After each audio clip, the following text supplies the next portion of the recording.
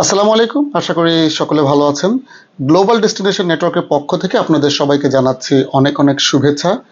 আমার প্রিয় ছাত্রছাত্রী ভাই ও বোনেরা, আপনারা আমাদেরকে অনেক প্রশ্ন করে থাকেন যে আসলে কম খরচের মধ্যে পড়াশোনার জন্য কোন দেশে যাওয়া যেতে পারে। পাশাপাশি আপনারা প্রশ্ন করেন যে কম ডকুমেন্টস, অর্থাৎ খুব বেশি ডকুমেন্টসের প্রয়োজন হয় না, ব্যাংক স্টেটমেন্টের প্রয়োজন হয় না, ব্যাংক সলভেন্সির প্রয়োজন হয় না, বা এর ঝামেলা ছাড়া কোন দেশে পড়াশোনা করতে যাওয়া যেতে পারে। আরেকটি প্রশ্ন করে থাকেন যে আইএলটিএস ছাড়া কোন দেশে যাওয়া যাবে।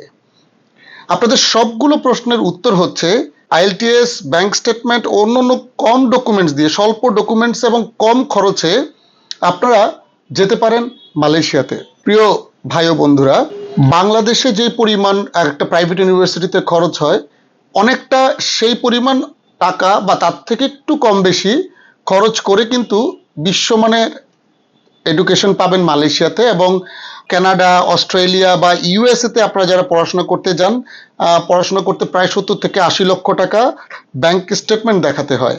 পাশাপাশি সেখানে কিন্তু আপনাদের এই একটা অনার্স কোর্স বা 4 বছরের গ্র্যাজুয়েশন কোর্স কিংবা 2 বছরের মাস্টার্স কোর্স, এই কোর্সগুলো করতে গেলে যে পরিমাণ টাকা খরচ হয়, একটা মাস্টার্স করতে গেলে 20-22 লাখ টাকা, 25 লাখ টাকা খরচ হয়, একটা গ্র্যাজুয়েশন করতে গেলে 30-35 লক্ষ টাকা খরচ হয়।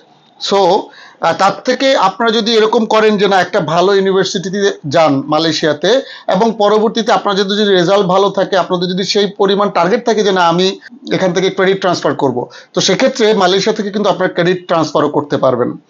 তো মালয়েশিয়াতে পড়াশোনা করার জন্য খুব বেশি একটা ডকুমেন্টেশন প্রয়োজন হয় না, এবং এখানে স্টাডি গ্যাপ কিন্তু গ্রহণযোগ্য, ভালো স্টাডি গ্যাপ গ্রহণযোগ্য। যেমন ধরেন আপনার 10 বছর, 12 বছর এরকম স্টাডি গ্যাপও কিন্তু মালয়েশিয়াতে অ্যাকসেপ্ট হয়। সেক্ষেত্রে আপনাকে এখানে একটা ডকুমেন্ট সাবমিট করতে হয়। সেটার আপনারা যারা বিষয় জানতে চান আমাদের সাথে যোগাযোগ করলে আমরা আপনাদেরকে বিস্তারিত বলতে পারবো। পাশাপাশি আপনাদের যে ডকুমেন্টসগুলো লাগে, সেই ডকুমেন্টসগুলো যেমন পাসপোর্ট, আপনার একাডেমিক সনদ বা যত রকমের সার্টিফিকেট, ট্রান্সক্রিপ্ট, নাম্বারপত্র যা যা আছে, এই ডকুমেন্টসগুলো আপনার লাগবে। পাশাপাশি পাসপোর্ট সাইজের একটা ছবি, এতটুকু ডকুমেন্টসই কিন্তু আপনি মালয়েশিয়ার জন্য ভিসার জন্য সাবমিট করতে পারবেন, এবং খুব দ্রুত সময়ে কিন্তু আপনারা ভিসাটা পেয়ে যাবেন।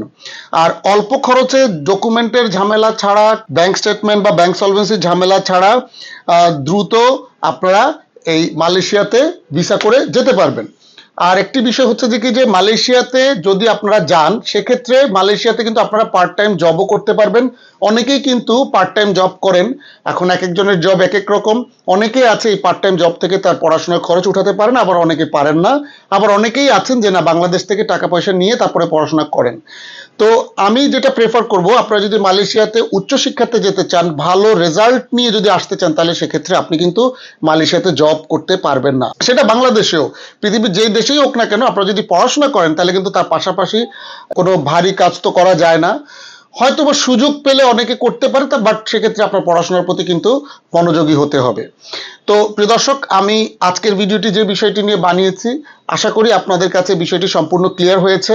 গ্লোবাল ডেস্টিনেশন নেটওয়ার্কের মাধ্যমে যদি আপনারা মালয়েশিয়াতে যান, সেক্ষেত্রে আপনারা সর্বোচ্চ সহযোগিতা পাবেন, এবং খুবই কম খরচে যে সকল ইউনিভার্সিটি ইনস্টিটিউশনগুলোতে পড়াশোনা করা যায় বিশ্বমানের, পাশাপাশি যেসব ইউনিভার্সিটি স্কলারশিপ দেয় সেগুলোতেও আমরা অ্যাডমিশন নেওয়ার জন্য সহযোগিতা করে থাকি।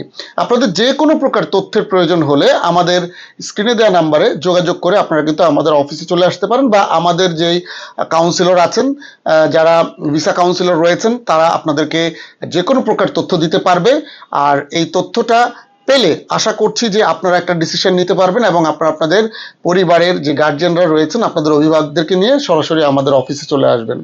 তো সকলে ভালো থাকবেন, সুস্থ থাকবেন। আসসালামু আলাইকুম।